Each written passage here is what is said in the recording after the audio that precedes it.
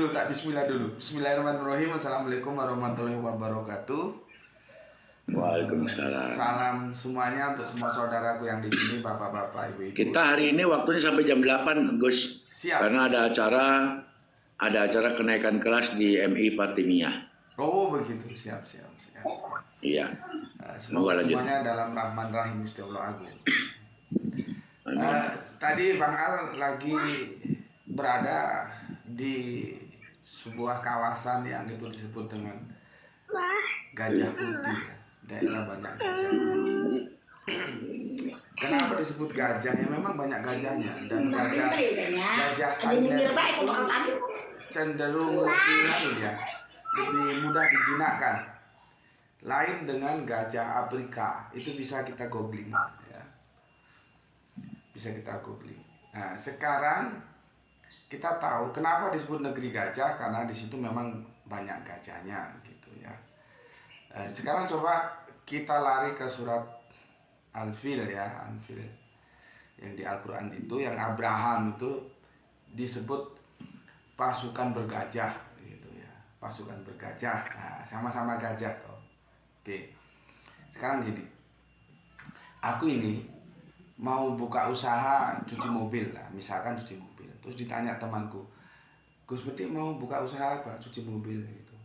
Oh ya, enggak apa-apa. Lebih baik buka usaha cuci mobil karena itu belum ada yang main di sana, daripada buka usaha kirim-kirim buah gitu ya. Karena kenapa kalau aku buka usaha kirim buah? Loh, itu kan ada gajahnya. Siapa? Itu Abah Tea, itu gajah itu. Nah, gajah toh. Gus Beti jangan buka usaha kirim buah, buka usaha cuci mobil aja karena belum ada yang main di sana. Loh, kenapa? Kalau kamu buka usaha kirim buah, kamu akan berhadapan dengan gajah. Siapa? Abah Tea itu gajah itu. Dia pengusaha gajah di bidang kirim buah. Berat bersaing. Oh begitu. Pertanyaan gue ini, apa yang terlintas dalam benak kesadaran kita tentang gajah? Ya. Terus kita kembali ke Al-Quran tadi, pasukan bergajah. Itu ada dua pilihan loh ya, pasukan bergajah. Seperti Abah Tea itu bukan Abah Tea gajah, artinya Abah Tea itu pengusaha tangguh, besar, kuat dalam bidang kirim-kirim buah, ekspedisi buah. Ini kan bahasa sastra nih, bukan berarti Abah Tea gajah. Dan kita tahu lah itu ya. Oh jangan dekat-dekat dia, kenapa? Dia pengusaha gajah, kita main yang kecil-kecil aja. Bukan berarti dia jual beli gajah, bukan berarti dia gajah, tapi dia pengusaha yang tangguh, diwakili oleh sebuah pendekatan, yaitu gajah tadi itu. Nanti ada lagi, ya kita ini kan pengusaha semut. Nah, bukan berarti semut beneran kan begitu. Nah, ketika kita baca surat Al-Fil, ini nakal ini ya. Gus Beti memang nakal, supaya men-trigger kita semua untuk berpikir ya. Pasukan bergajah itu, apakah benar pasukan itu disebut bergajah karena dia naik gajah dari Afrika ke Makkah? Atau pasukan itu pasukan yang tangguh, yang kuat menurut militer sekarang? Ini kan masalahnya kan Amerika. Militer itu sekarang menjadi monolitik. Waalaikumsalam. Double ya, ada Uni Soviet, ya, ada Amerika, maka ada blok barat, blok timur. Sekarang kan tidak menjadi penguat, makanya dia begitu tangguh. Pasukan gajah itu Amerika. Artinya pasukannya kuat yang nggak mungkin ditandingi, secara teknis juga begitu. Nah, bagaimana kita memahami surat Al-Fil tadi itu, pasukan gajah? Apakah Abraham itu numpak gajah dari Afrika? Itu kan Afrika itu toh, masuk ke Makkah ya. Terima kasih untuk Kang Mas, bukan nggak kebaca ya. Terima kasih atas kebaikannya ya, semoga Allah membalaskan kebaikan itu dengan yang lebih baik lagi. Oke, aku ulangi. Otak kesadaran kita ikut memahami surat itu, surat tentang gajah itu.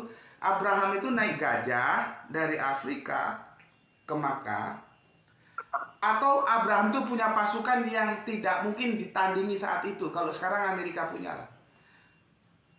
Yang kalau hitung-hitungan logik kalah itu dan maka itu selesai wes. Nggak bisa. Ya, itu yang pertama. Jadi gajah yang mana yang mau kalian pahami? Ya, gajah yang benar-benar numpak gajah. Kalau numpak gajah, pertanyaan saya, berapa gajah yang harus disiapkan dan gajah dari mana? Karena di googling nanti bisa dijelaskan. Gajah yang bisa dijinakkan itu yang paling gampang dijinakkan tuh gajah-gajah India itu lumayan bisa, terus Thailand bisa. Kalau Afrika enggak. Afrika itu jenis gajahnya itu lain dan dia buas. Ya, dia buas. Nah sekarang kalian berpikir jangan seperti didongengin waktu kecil dulu. Nggak apa-apa. Waktu kita masih kecil kan makannya bubur. Tapi apakah bubur terus gitu loh? Batu ini buat digawe. Kan Al-Quran bilang, kamu lu mikir dong, apalah taki lu mikir dong. Lu kayak kasih pikiran, lu kagak mikir gitu. Nah sekarang aku ngajak mikir kalian, terlepas setuju atau tidak itu urusan 2001. Tapi ayolah pakai pikiran. Al-Quran ini sumber ilmu. Jangan dibatasi ulama-ulama dulu. Ulama-ulama dulu itu kita hormati sebagai penyampai informasi ke kita. Apa dikira ulama dulu itu tidak bertentangan? Siapa yang disembelih, Ishak atau Ismail? Itu bertentangan mereka. Terus mau ikut ulama yang mana? Jadi kembalikan bagaimana kita memahami Al-Quran dan hadis. Gitu aja. Ulama dulu sebagai referensi. Di situ nanti ilmu akan bertambah dan berkembang. Coba, pernah kalian di-trigger seperti aku men-trigger kalian? Ini kan TOT, Training of Trainer. Supaya kalian nanti kalau diundang, ngisi kajian orang ngono. Cerita sudah diceritakan, kita seperti nonton wayang. Belum selesai kita tahu nanti ceritanya Gatot Kaca begini loh. Kan jadinya nggak berkembang pendidikan. Edukasi jadi jadi mampet, stagnan. Orang males ngaji karena apa? Dari itu ke itu doang. Cuman kan sayangnya kita ngundang seorang ulama kalau pakai jubah, pakai kopiah, ya nggak salah begitu-begitu. Tapi jangan lu kira yang giwangan tuh nggak ngerti, yang rambut gondrong nggak ngerti, yang tatoan nggak ngerti. Soal otak itu bukan soal penampilan, tapi bagaimana dia mau masuk dalam ranah-ranah edukasi, pembelajaran. Sekarang aku tawarkan sama kalian. Kalian memilih pasukan gajah itu, Abraham itu mempunyai pasukan militer yang kuat. Laksana sekarang itu Amerika, superpower, yang tidak mungkin kekuatan Arab ya bisa mengalahkan. Dan hitung-hitungan logik, hitung-hitungan rasio, habis itu Ka'bah, selesai. Ludes. Kalau sekarang itu di bom atom ludes ya. Dihajar pakai kalau Amerika pakainya M16. M16 pasukan perang itu habis sudah. Tetapi Allah tidak mau, Allah menunjukkan kekuasaannya. Gitu loh. Skemanya begitu. Cuma kan kita banyak memahami dia numpak gajah. Lah kalau gajah kok ngerti dan berapa gajah harus disiapkan. Nah, hitung-hitungan kita yang aku jelaskan kemarin, ada irasional, ada rasional, ada transrasional. Kita masuk naik level atas, kita masuk ke tataran transrasional. Yang menurut hitung-hitungan kita, Ka'bah itu habis ludes karena pasukannya itu pasukan gajah. Ternyata tidak. Ada yang maha kuasa. Kan itu ada sebuah kisah, entah itu benar atau enggak, tapi ya kisah itu menarik sekali. Ketika pasukan Abraham sudah mendekati tapal batas kan, dipanggil itu orang Mekah. Kamu mau apa? Mau kambing saya dilepaskan gitu. Abraham kaget. Dia direndahkan. Seorang panglima perang gagah, pasukannya kuat, hanya diukur oleh seekor kambing. Maunya si Abraham kan, tolong jangan rusak Ka'bah kami. Kan begitu. Tapi si Arab ini pintar. Si penggembala ini dia bilang, apa kamu mau? Tolong kambing-kambing saya dilepaskan gitu. Itu di luar dugaan si Abraham. Ya mungkin cerita itu benar atau enggak, tapi kontennya itu bagus untuk kita supaya kesombongan itu bisa diruntuhkan sekejap oleh Gusti Allah Agung. Ya. Akhirnya Abraham kan kaget. Loh kok nggak minta supaya Ka'bahnya diamankan ya gitu. Terus bagaimana Ka'bah itu? Ya biarlah itu diurus yang punya. Jadi si gembala kambing ketika diminta apa yang kamu mau, dia hanya minta kambingnya dilepaskan, tidak disandera. Masalah Ka'bah itu sudah itu terserah itu biar diurus yang punya. Siapa yang punya? Allahu Akbar. Ada sebuah nilai-nilai edukasi yang bisa kita ambil di situ. Ya. Seorang raja, penguasa, panglima perang ditundukkan oleh seorang cuman penggembala kambing doang, gitu ya. Oke, akhirnya kita tahu, ya masyarakat Arab saat itu khususnya kota Mekah itu seperti duren berhadapan dengan timur, ya bonyok kalau dihadapi ke pasukan bergajah itu, pasukan gajah itu. Bonyok, nggak imbang, mesti kalah.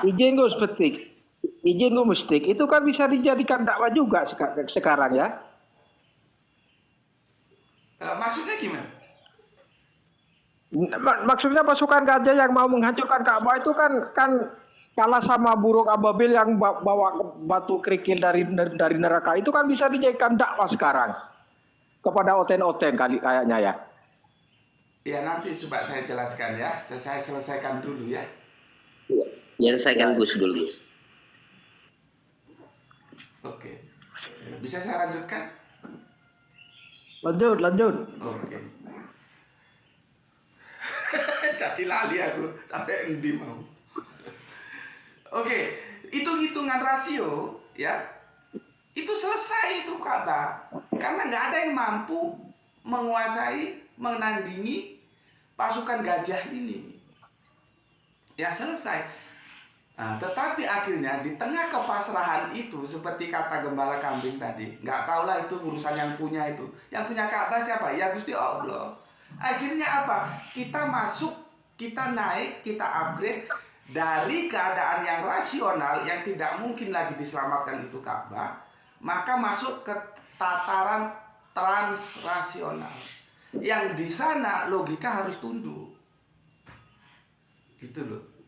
Akhirnya Allah dengan kekuasaannya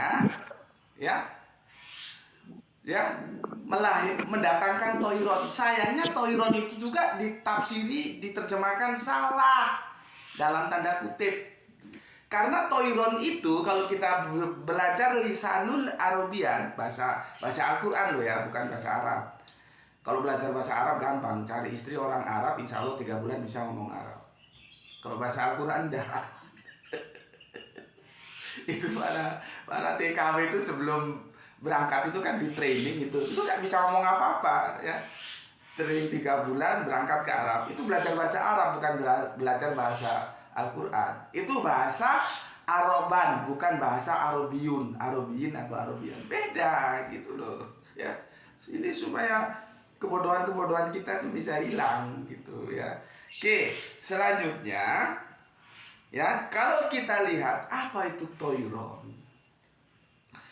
Toiron itu setelah aku diskusi dengan Ustadz Ahmad ya, Cak Ahmad Wahid, dia itu 20 tahun di Arab. Jadi ya memang punya darah Arab dan memang bapaknya juga kiai gitu ya. Bapaknya tuh era tahun 42-an ketika Jepang masuk itu studi di sana ya.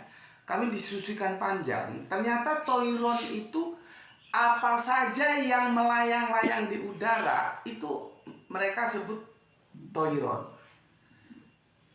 Kapal terbang itu ya bisa disebut Toiron. Nyamuk itu ya bisa Toiron, burung ya bisa Toiron. Gitu loh. Cuman kan di situ diterjemahkan burung itu. Wedus gembel juga bisa, Gus.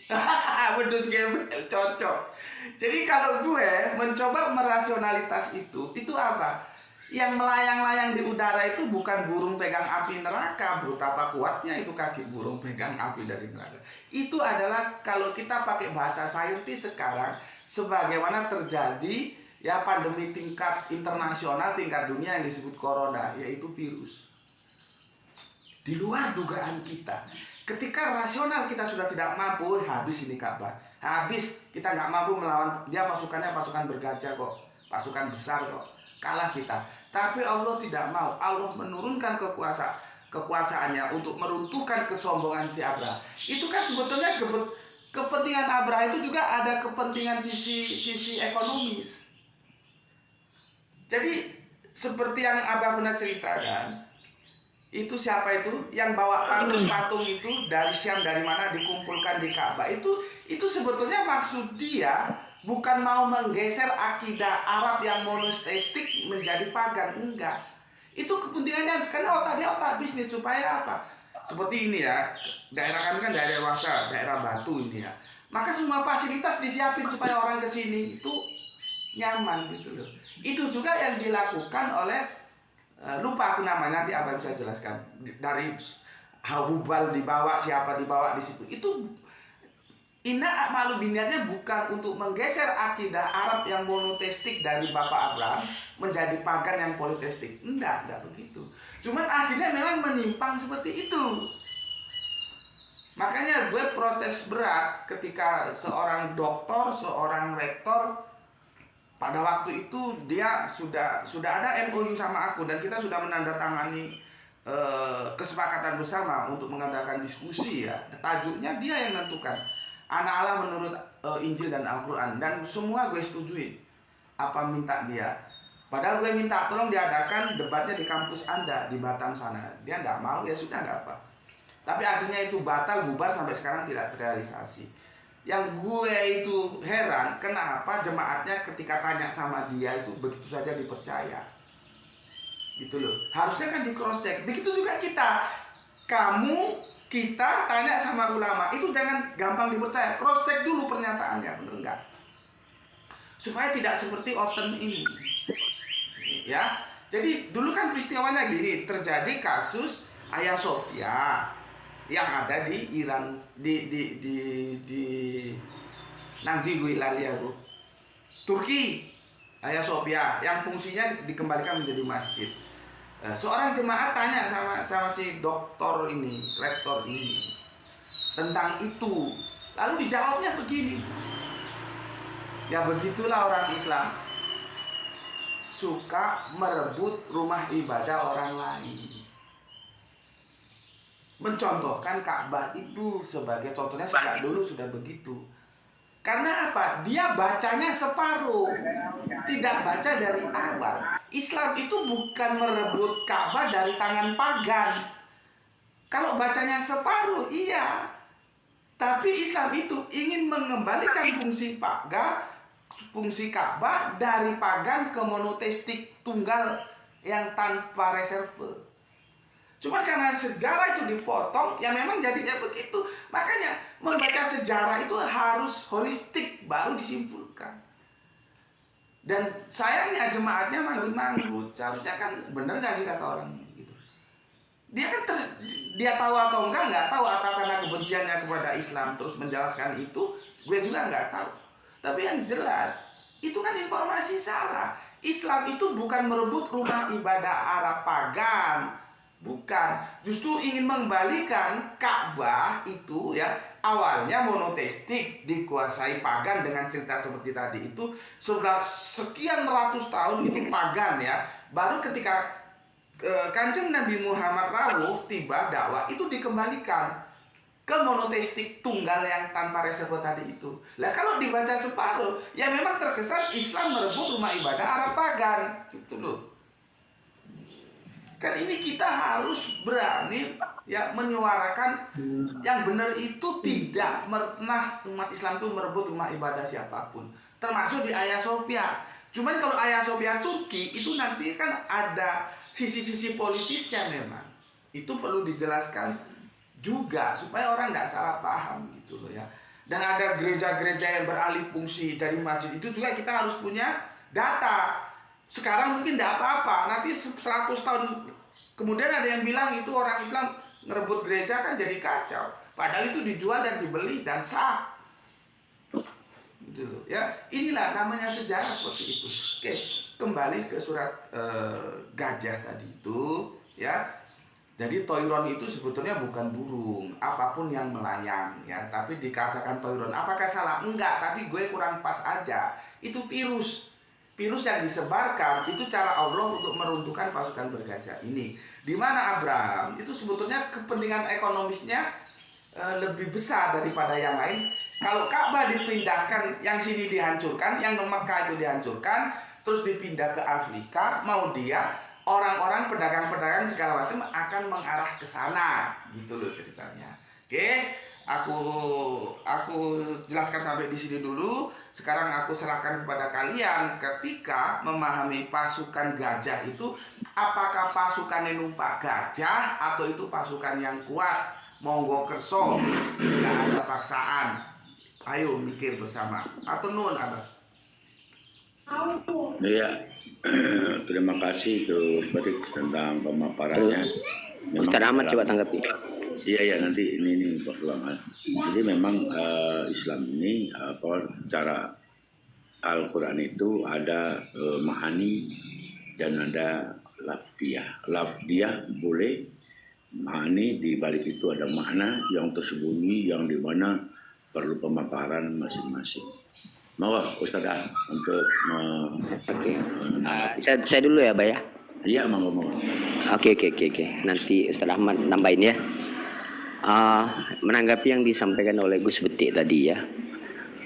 Penafsiran mengenai pasukan gajah mengenai gajah di Ka'bah itu, saya udah baca penelitian bahwa memang di Arab itu banyak ditemukan fosil-fosil gajah. Jadi dulu tentara-tentara gajah raja-raja itu membawa gajah itu memang sudah banyak, udah biasa, apalagi mereka dulu dikuasai oleh Kristen juga kan itu. Nah kalau nggak salah yang Abraha itu kan dia dari Yaman awalnya itu. Maksudnya gajahnya itu nggak salah dari Yaman waktu itu ya. Dan memang ditemukan fosil-fosil gajah di Arab Saudi itu banyak gitu.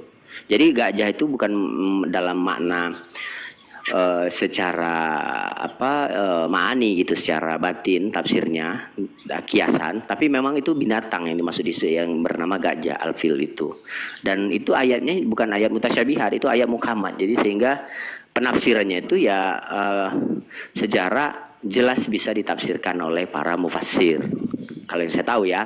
Ya, metode memang ada metode penafsiran dengan mengambil konsep batini atau tafsir sejarah hakikat gitu kan.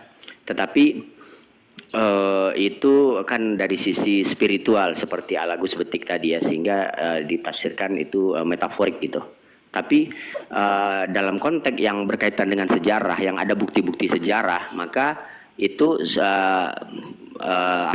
kalau Gus, menurut saya nih ya, kali ini saya sedikit menampilkan sesuatu yang tanggapan yang sedikit agak variatif lah. Jadi bukan menentang Gus Betik, bukan, tapi saya menjelaskan kaidah ya, salah satu yang baku juga dalam Islam itu ya, untuk ayat-ayat yang sudah jelas itu muhkamat ya, maka tidak ditafsirkan lagi secara batiniah dalam perspektif sejarah ya. Tapi kalau mau mengambil perspektif spiritual seperti Gus Betik, sehingga dia mengambil penafsiran seperti itu, ya silakan saja, itu sifatnya mungkin khazanah lah, sifat keilmuan. Saya melihatnya seperti itu ya, diambil hikmahnya.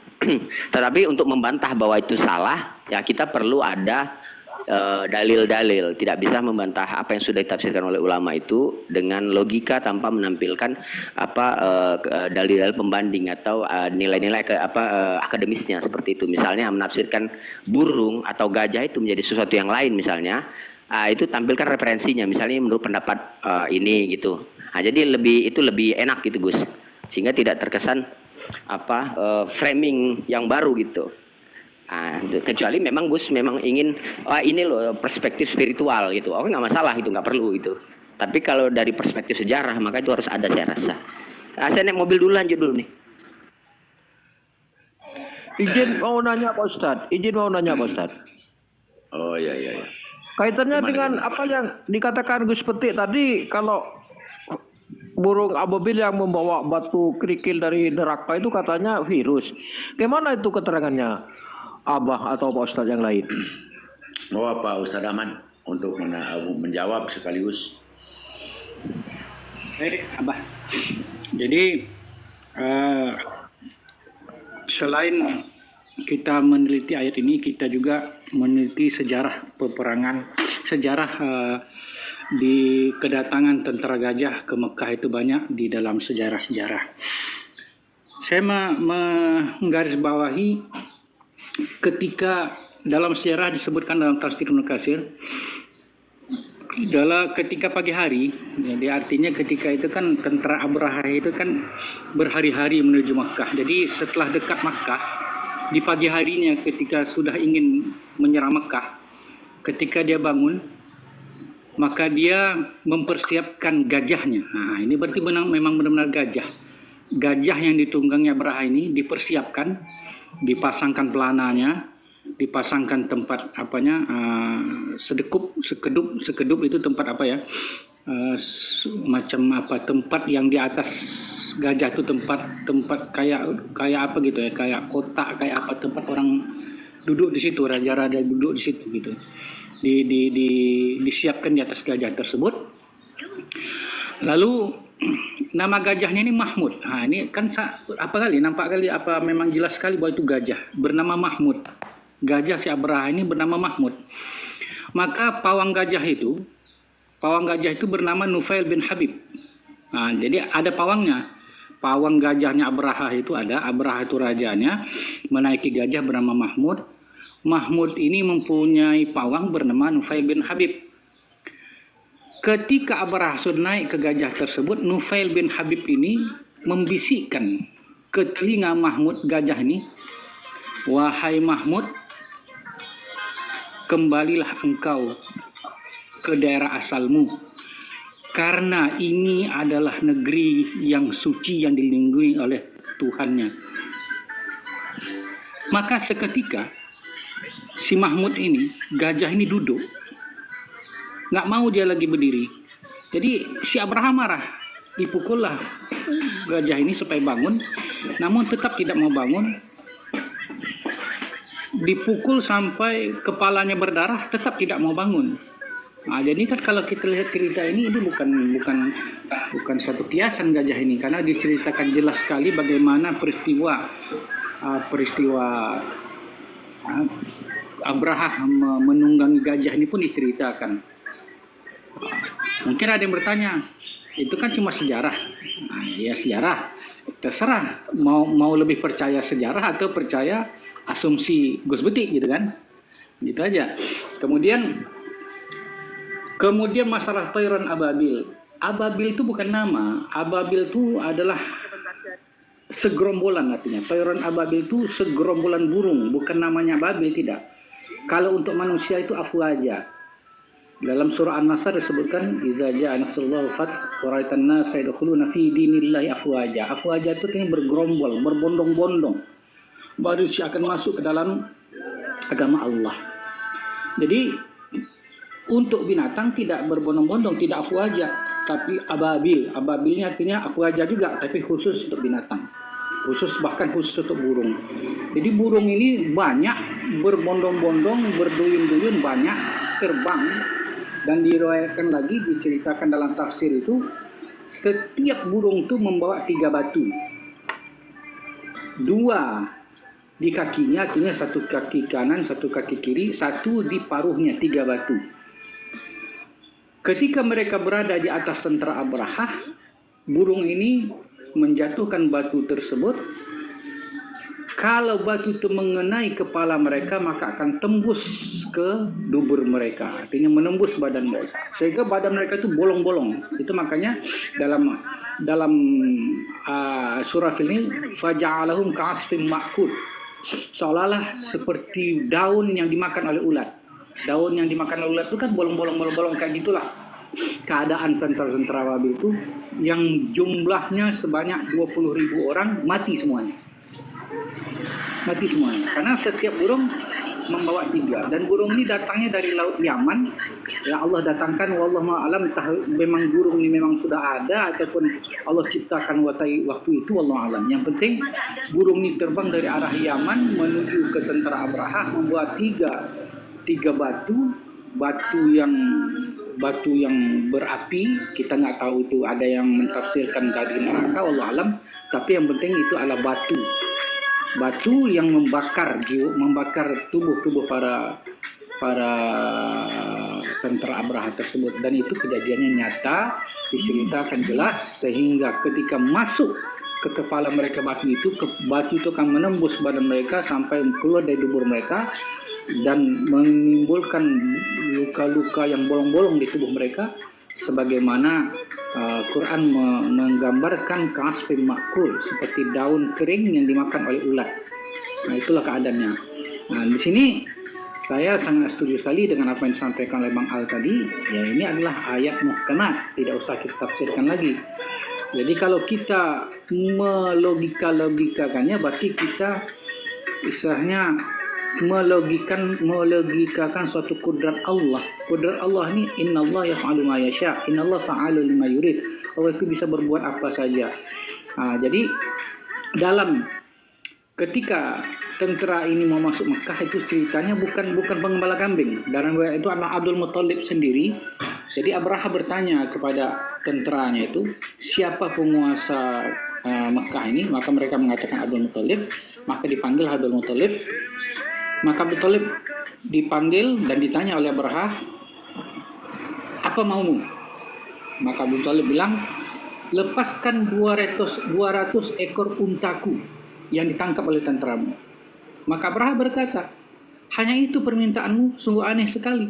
Engkau ini orangnya gagah, pemberani, tampan, berwibawa, malah engkau memikirkan hartamu sendiri.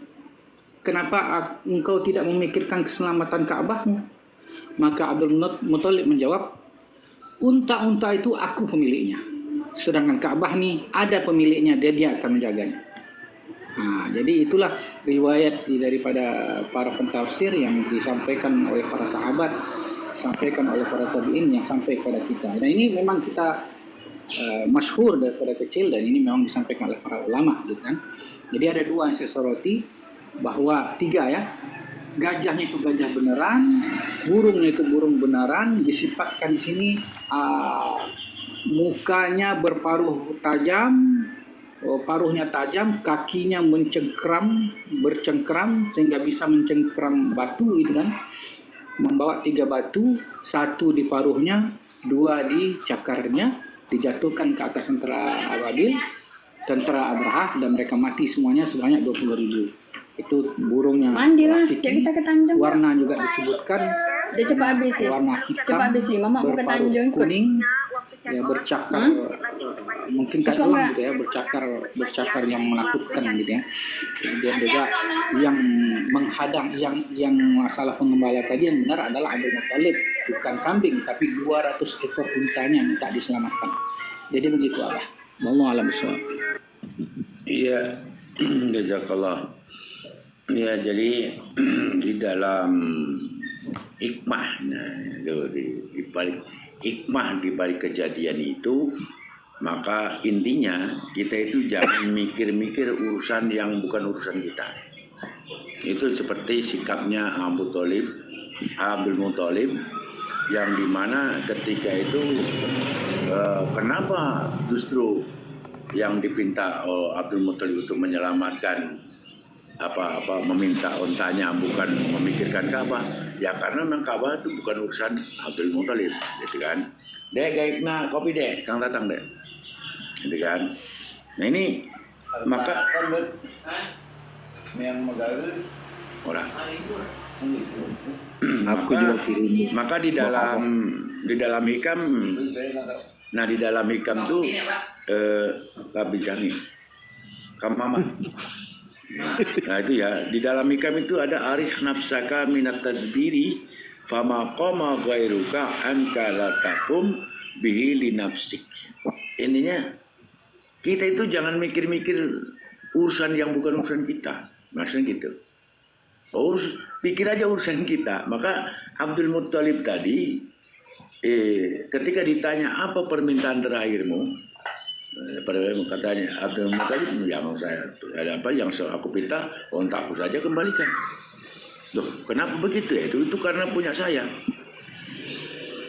Kenapa enggak memikirkan tentang Ka'bah itu supaya selamat? Ya enggak lah, itu bukan urusan saya, itu kan ada yang punya.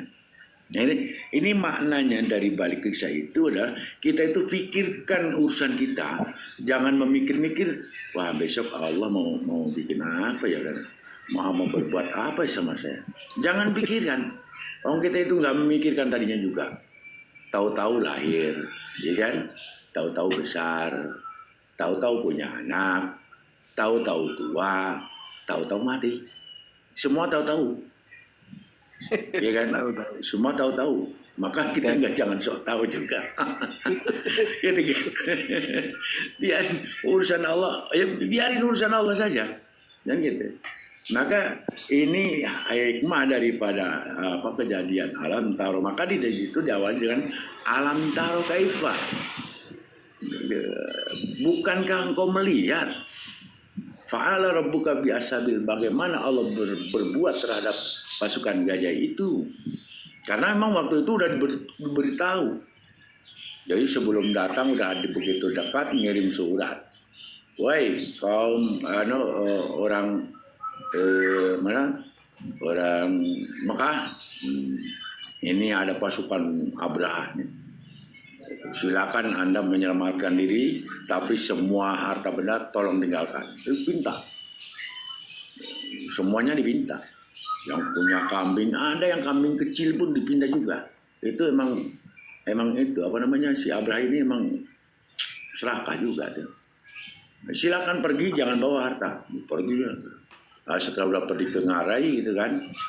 Siapa di sini? Apa namanya kalau di bahasanya itu yang tokohnya di sini siapa? Maka majulah Abdul Muthalib. Panggil lagi nih. Ya itu perkiraannya gitu di antaranya. Jadi intinya hikmah di balik itu adalah arih nafsaka minat tadbiri kama qama ghairuka anka la taqum bi li nafsik. Pikirkan saja apa yang harus kita lakukan, jangan kita pikir apa yang Allah lakukan terhadap kita. Karena fa'alu lima yurid, Allah mengerjakan apa yang Allah kehendaki saja, dan Allah tidak bisa diintervensi apapun. Gitu ya. Monggo silakan siapa? Bos asumsi. Nah, ini guys asumsi nih. Izin, Pak. Oh, silakan Bang Muhammad. Kalau saya ingat burung ababil yang membawa batu kerikil dari neraka yang dilemparkan kepada pasukan Abraha. Kita ingat kejadian di Palestina itu bagaimana, bahkan di sana itu sering ada burung yang berbondong-bondong menyerang tentara Israel. Itu gimana ceritanya, Mbak? Kok sampai sekarang Israel itu masih tetap bertahan, Mbak? Iya, emang udah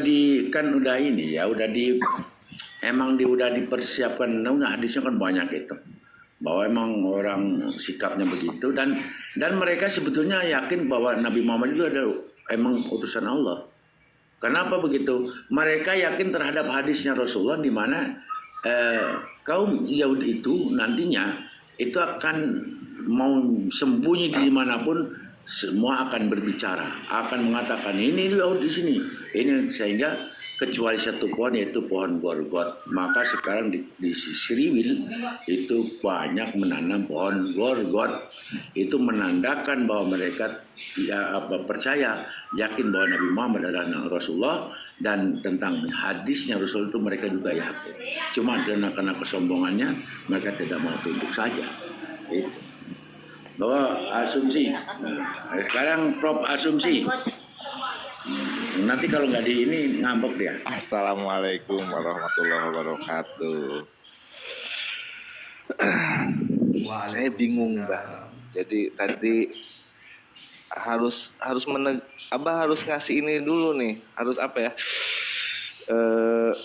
Ngasih restu dulu, ini ayat-ayat suci Al-Quran untuk saya sebagai muslim itu menjadi urusan saya atau bukan urusan saya, Mbak? Atau hanya urusan sebagian orang? Atau saya nggak boleh ikut ngurusin juga gitu? Apa maksudnya? Kan surat Al-Fil itu ayat suci Al-Quran, Mbak. Iya. Saya sebagai muslim ikut punya hak peduli enggak? Atau saya nggak punya hak peduli gitu? Maksudnya peduli itu apa? Ya mikirin, berpikir maknanya apa gitu. Atau nggak boleh mikirin mananya boleh. Nah itu. Jadi kalau terkait surat Al-Filnya, saya percaya surat Al-Fil sebagai ayat suci Al-Qurannya, saya udah nggak ada keraguan lagi di dalamnya gitu kan. tapi begitu ya, saya Abah bilang tadi kan, ini mau dimaknai secara harfiah atau mau dimaknai secara, ya kan kayak gitu kan. Nah ini kan, jadi pembahasannya itu bukan masalah alfil sebagai ayat suci, tapi begitu alfil ini mulai ditafsirkan dalam bentuk cerita gitu. Dalam bentuk cerita, apakah maknanya seperti cerita itu gitu kan seperti itu kan. Karena gini, saya dengar dulu, saya bukan baca tapi dengar dari beberapa sumber, pasukan Abraha itu sangat ditakuti, apalagi kalau sudah ada sifatnya, ada niat invasi kayak gitu kan. Itu minggir semua, nggak ada yang berani mendekat. Pasukan Abraha itu kalau sudah ada niat invasi, minggir semua, nggak ada yang mau mendekat gitu kan. Jadi kalau sudah bawa pasukan apalagi, dan disinyalir kuat ketika peristiwa ini terjadi, tidak ada satu saksi manusia pun gitu yang bisa menyaksikan dalam jarak yang dekat gitu. Jadi semuanya hanya kira-kira lah gitu. Kira-kira menceritakan tentang peristiwa ini. Kan seperti itu. Mengenai itu burung sampai didetailkan, di kakinya mencengkram 2, di paruhnya 1. Burungnya sebesar apa? Terus dilihat dari jarak seberapa. Itu sehingga bisa ketahuan itu. Padahal di ayatnya tidak dijelaskan sesedetail itu gitu kan. Di ayat tidak dijelaskan sedetail. Siapa yang menyaksikan? Lawung di ayat itu pasukan Abraham itu tidak tersisa. Jadi tidak ada korban yang masih hidup bersaksi. Kalau kayak gitu kan, tidak ada korban yang masih hidup bersaksi. Itu yang bisa menyaksikan si burung itu di kakinya menggenggam, di paruhnya batu, itu siapa? Dari jarak pandang berapa dia menyaksikan sampai sedetail itu gitu. Itu. Terus mengenai tadi itu juga, nah mengenai apakah pasukannya itu pasukan, jumlahnya kan puluhan ribu tuh bawa pasukan. Yang namanya orang bikin pasukan perang tuh, selain kekuatan juga dia memperhitungkan kecepatan. Gajah ini dari dulu binatang yang malas lari. Lari pun gak kuat lama gitu. Masuk. Jadi apakah gajah itu memang simbolisasi pasukan atau cuma simbolisasi panglima perangnya, cuma 1-2 gajah aja pemimpin gitu, atau memang gak ada gajah sama sekali gitu, cuma simbolisasi aja. Karena kalau pasukan itu dari zaman dulu pun orang udah tahu, untuk bikin pasukan itu bukan cuma kekuatan, kecepatan pun jadi strategi pergerakan yang cepat itu. Jadi Islam itu, saya gini ya, pola pikir umat Muslim, kalau hal yang aneh-aneh baru bilang itu kekuasaan Allah. Kalau rasional soalnya itu bukan kekuasaan Allah.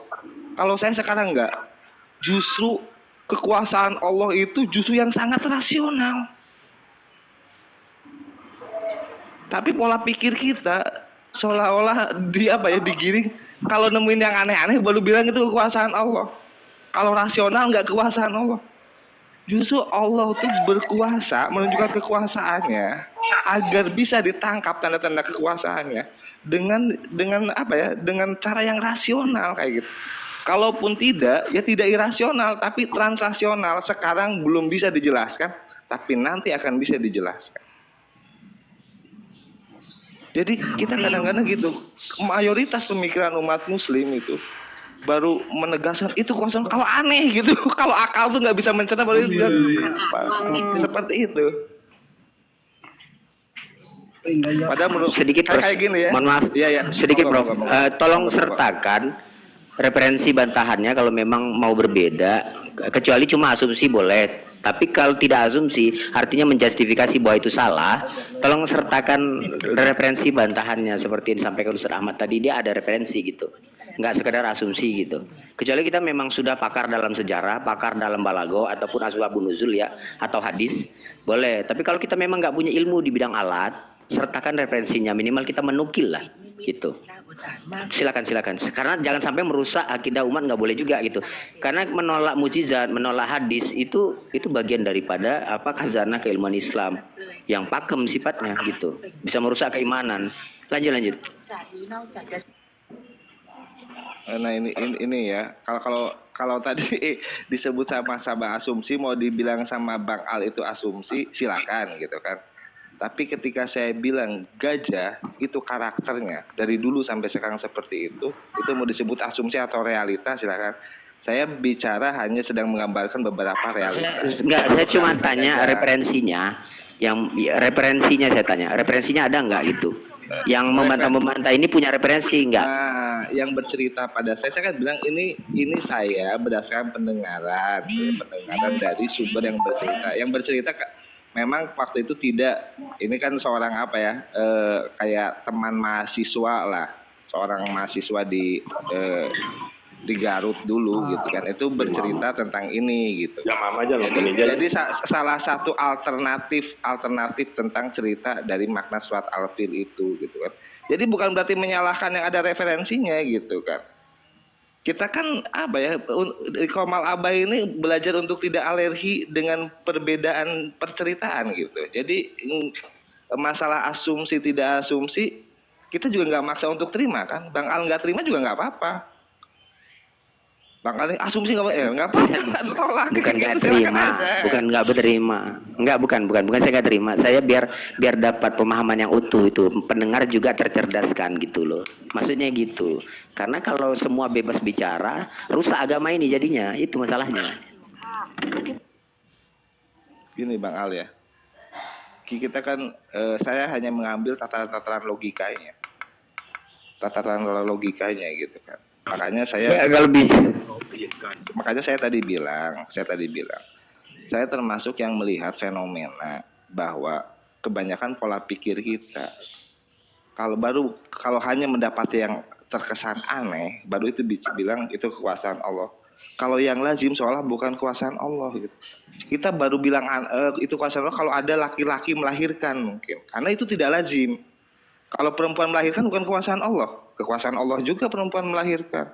Tapi kan kadang-kadang nggak disebut kayak gitu. Karena lazim perempuan melahirkan itu. Gitu. Nah, saya hanya mau bilang seperti itu.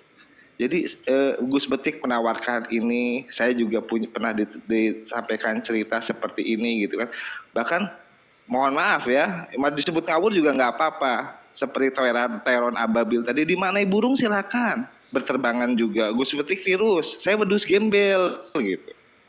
Kalau bahasa sekarang itu wedus gembel, karena melihat di sana ada sebutan material dari tanah liat yang dibakar ya.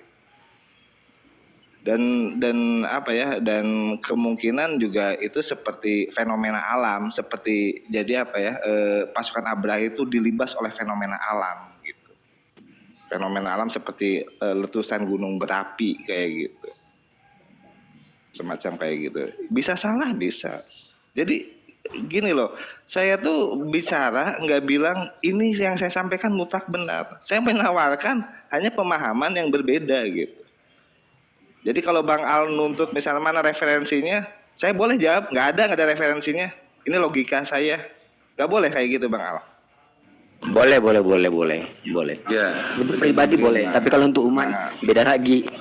Begini. Nah ini kan ranah diskusi, bukan saya sedang khutbah, ini kan ranah diskusi itu kan. Ini kan ranah diskusi, makanya saya berani bicara kayak gini. Kalau untuk coba tampil di depan publik, saya juga nggak berani, saya tahu diri gitu. Kalau ranah ngobrol diskusi kayak gini kan, nah itu jangan terlalu kaku lah gitu kan, bakal ini orang berilmu gitu. Iya. Tapi emang itu, jadi ada cirinya, ada ciri di mana, jadi gini loh. Sepakar apapun ya orang itu, sepakar apapun, baik ahli hukum atau ahli filsafat sekalipun, biasanya ini contohnya Karni Ilyas ya, ketika mau menutup acaranya itu mengucapkan kalimat filsafat lalu disebutkan ini yang berbicara ini gitu.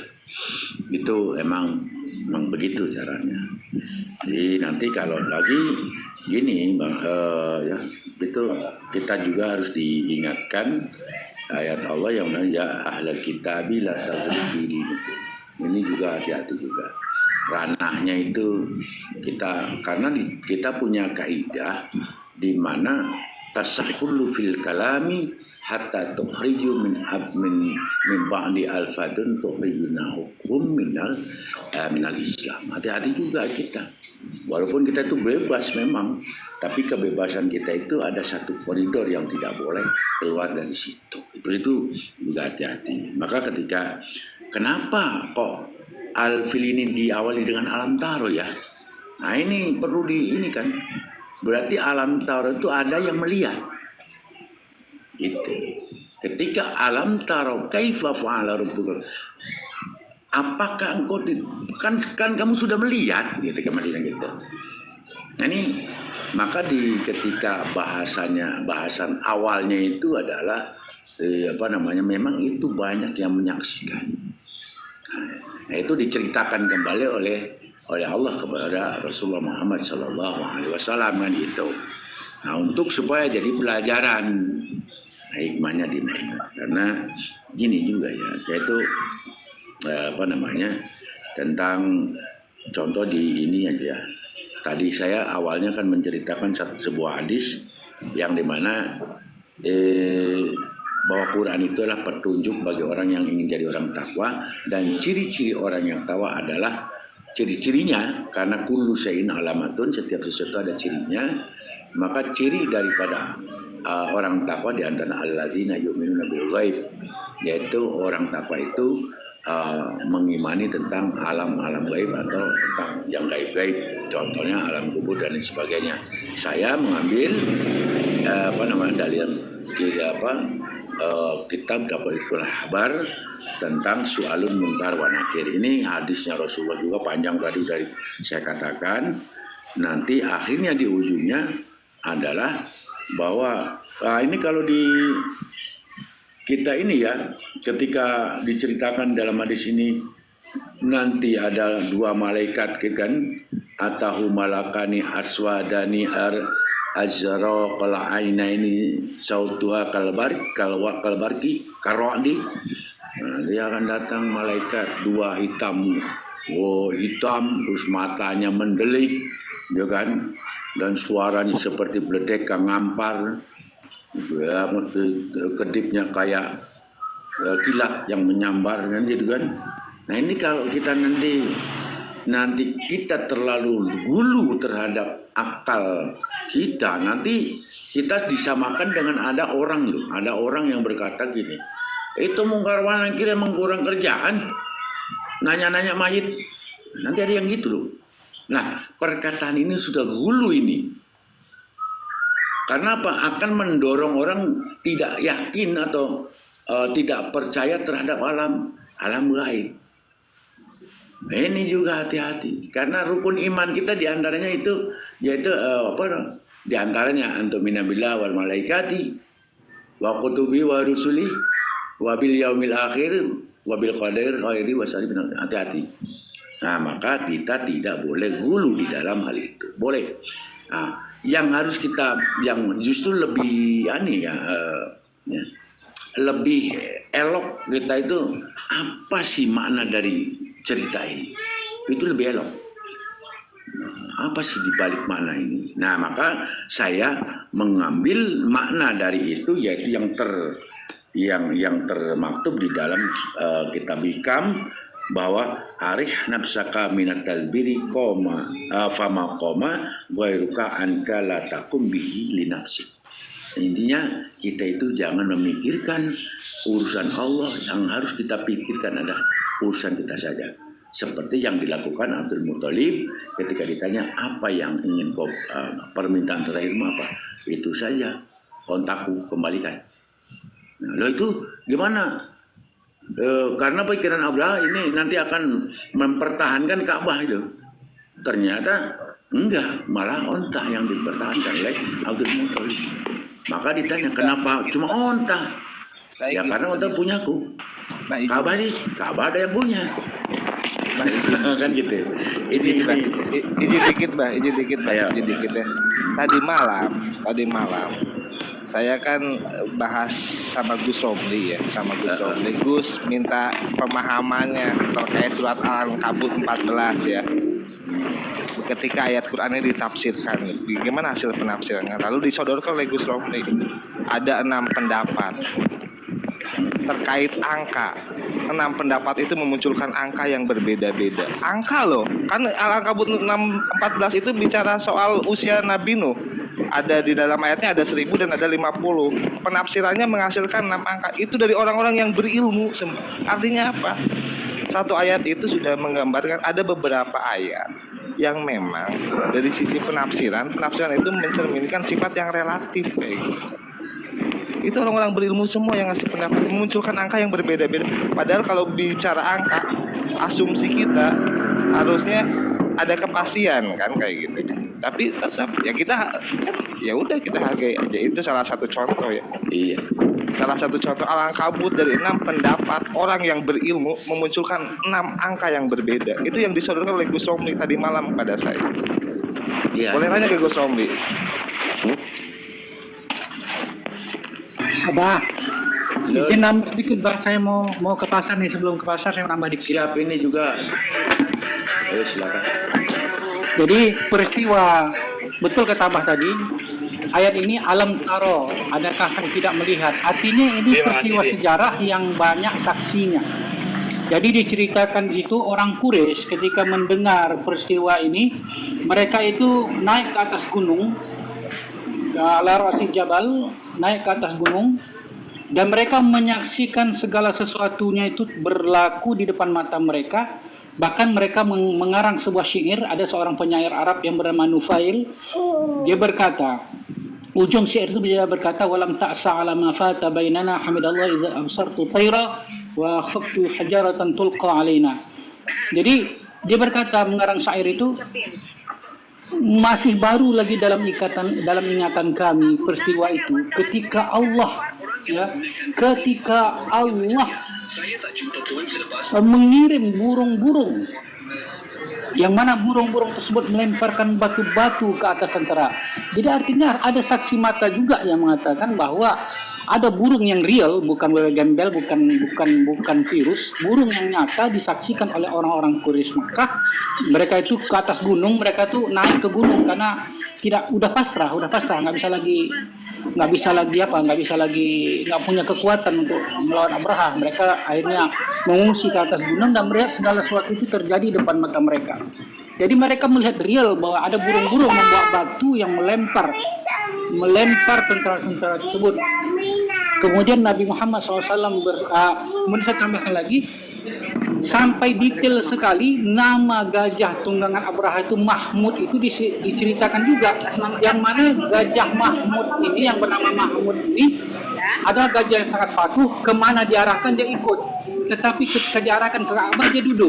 Itulah akibatnya Abraham marah, dipukul, enggak juga bangun. Kalau diarahkan ke tempat lain dia bangun, dia akan menuju ke sana. Namun kalau diarahkan ke Ka'bah dia duduk nggak mau mengarah ke sana. Diceritakan itu ada seekor gajah lagi, mungkin wakil panglima gajah lah, tapi tidak sebutkan namanya. Ini gajah ini panik, bukannya duduk, dia panik, dia lari. Ketika dia lari maka gajah-gajah yang lain pun lari. Ini disaksikan oleh orang Quraisy. Gajah itu lari semua gara-gara ada seekor gajah yang lari. Jadi ceritanya real, sejarah tercatat dalam sejarah, banyak saksi mata, bukan tidak ada yang menyaksikan, banyak. Orang Arab waktu itu tahu kejadian itu, makanya bahasa Al-Qur'annya alam taro. Tidakkah kamu melihat ketika itu Allah menyelamatkan kamu daripada tentara fil. Dan yang jelas lagi, Nabi Muhammad bersabda ketika Fathu Makkah, ketika khutbatul wada, Nabi Muhammad bersabda, innallaha habasa an Makkah al-fil.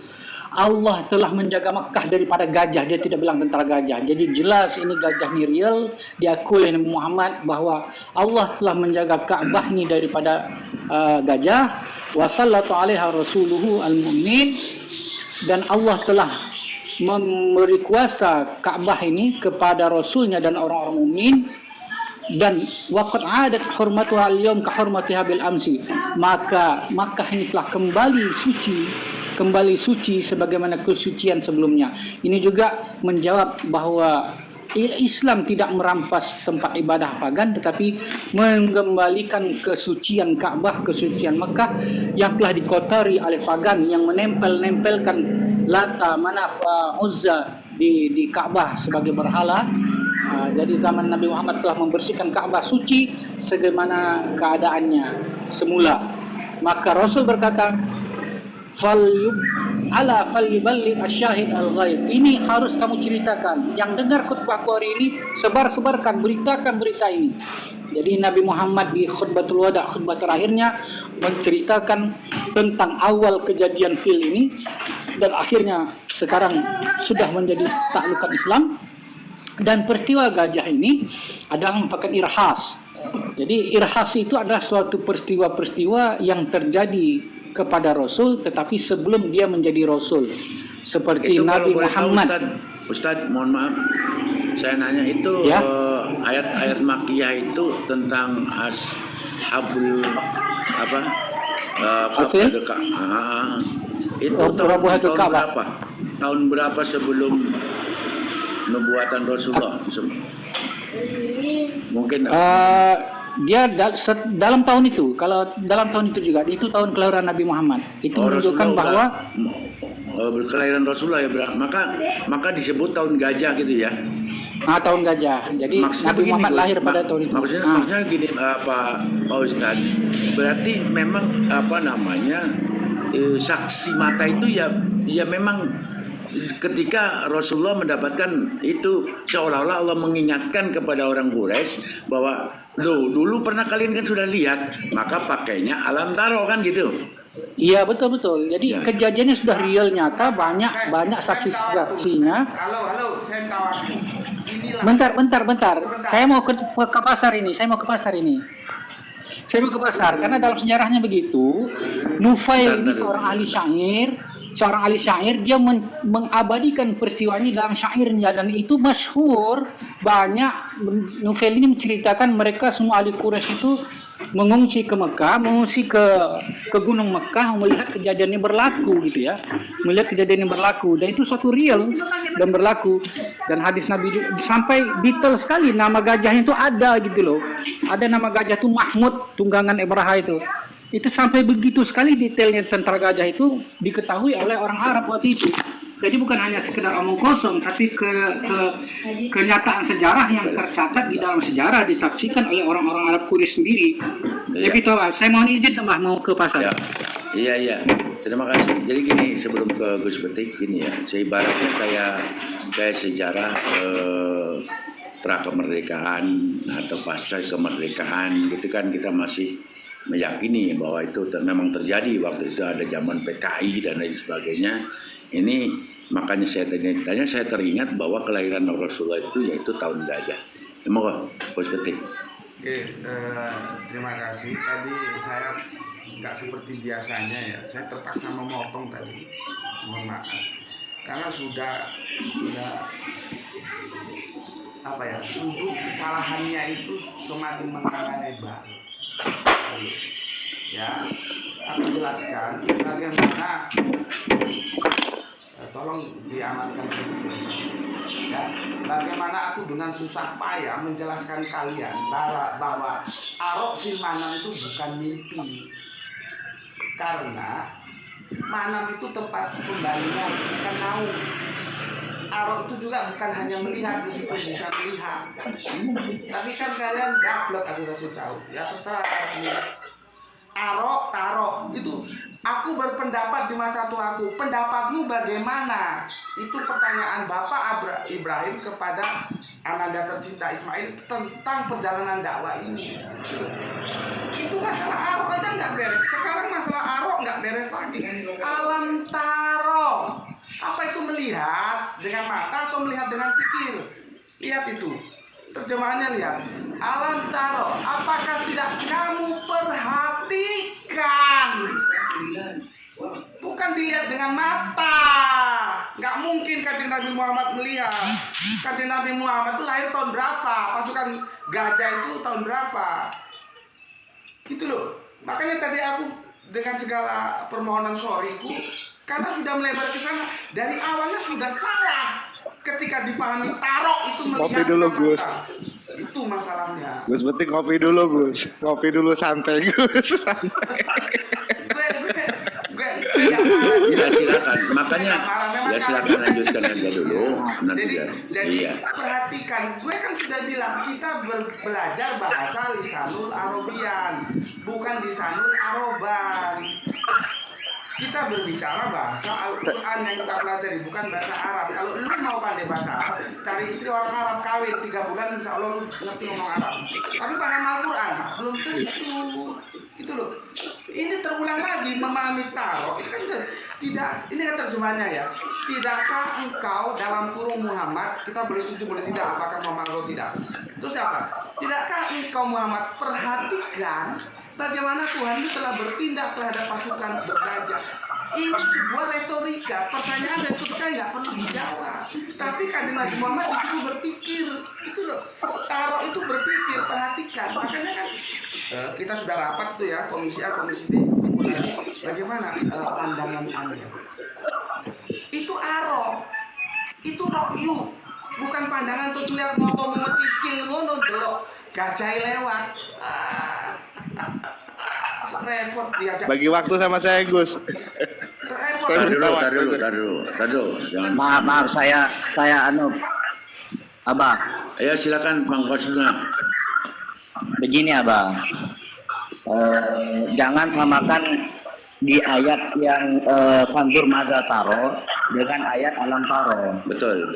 Jadi begini, Lanjut. ini tafsiran bahaya kalau sampai disamakan. Karena di situ memang untuk berpikir ya, untuk berpikir. Sedang di sini yang di sana khitabnya kepada Nabiullah Ismail, ya. Itu suruh berpikir, bagaimana pendapatmu? Itu benar. Tapi kalau yang ayat ini salah kalau dibilang ini untuk berpikir, suruh bertafakur. Karena khitabnya di sini adalah Rasulullah. Salah kalau Rasulullah disuruh bertafakur di sini untuk berpikir. Jadi taro di sini maknanya adalah bermakna ilmiah. Sebenarnya istifhamnya itu istifham ta'ajub. Paham kan kita kalau istifham ta'ajub itu ijab, mana ijab suruh takjub gitu loh. Nah, jadi memang benar satu pendapat tadi yang mengatakan bahwa taro itu tidak bermakna basariyah melihat karena kejadiannya kan 40 tahun sebelum Rasulullah dilahirkan kan gitu. Kalau kata sejarah itu loh. Jadi taro di situ tidak bisa dimaknakan itu suruh berpikir. Tapi di sini dimakna ilmiah, ru'yah ilmiah. Melihat itu melihat dengan ilmu. Bahwa ilmu ini, kisahnya ini, dia ilmunya, pengetahuannya dari Allah gitu loh. Makanya Allah ceritakan kembali.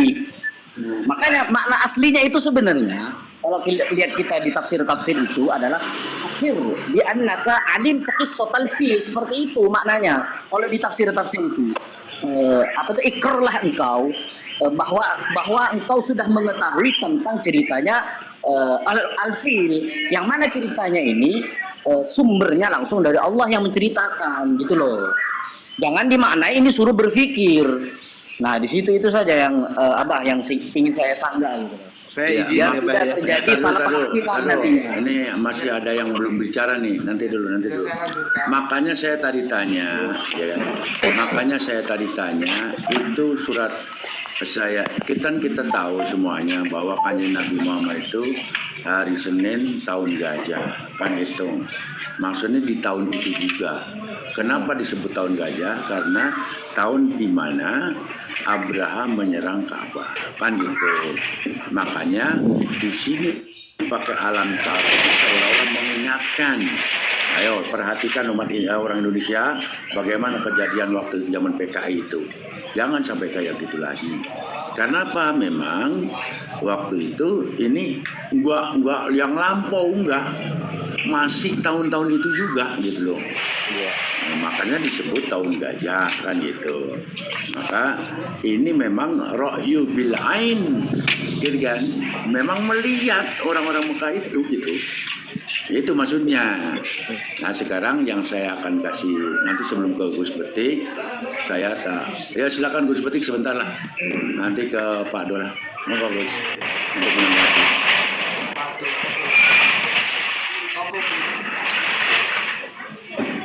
Bisa di oke.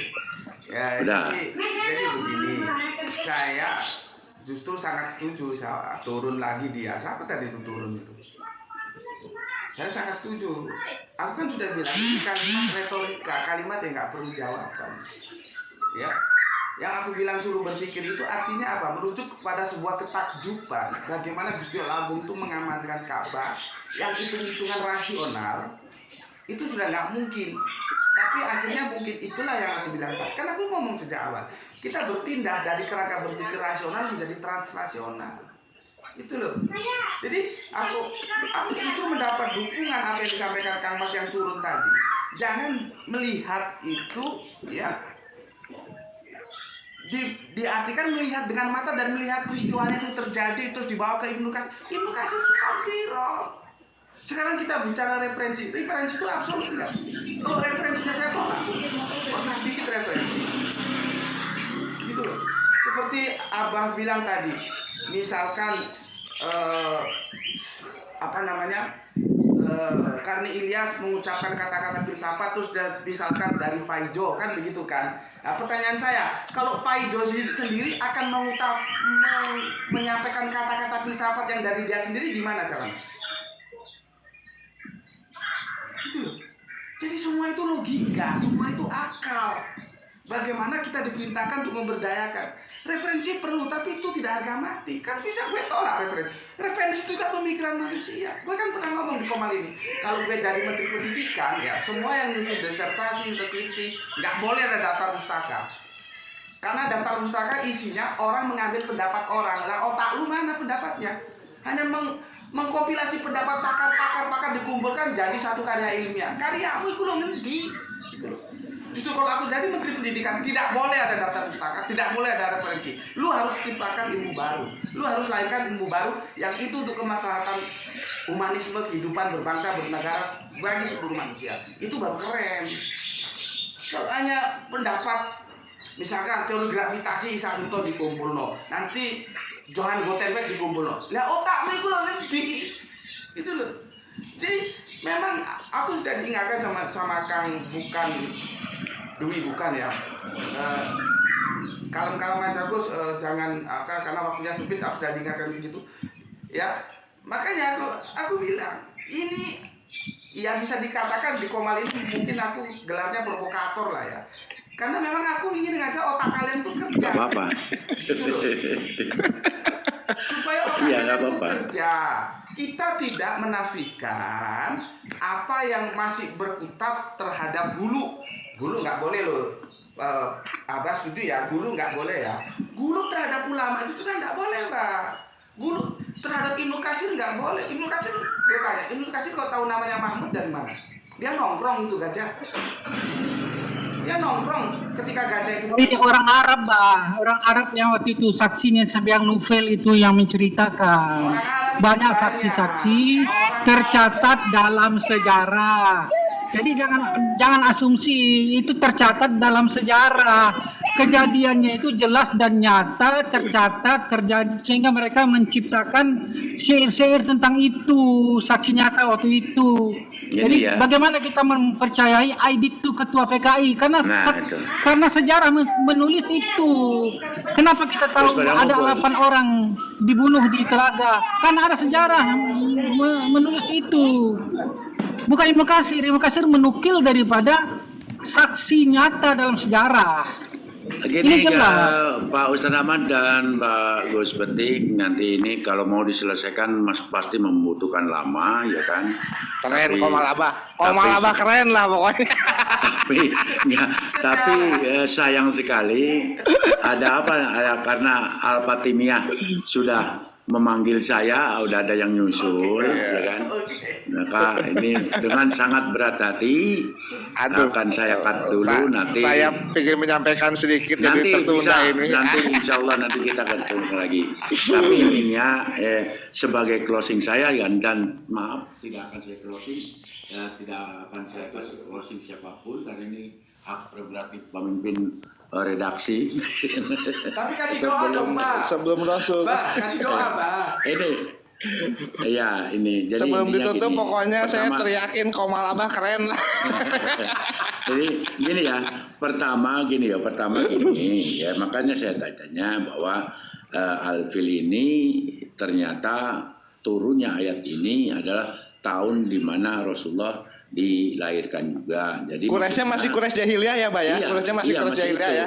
Kesaksiannya bisa diragukan ya, Bah ya? Ah, tapi enggak semua Quraisy karena apa namanya, hafidhan ilahu karamatan li Muhammadin abaahul amja dasauna li ismi.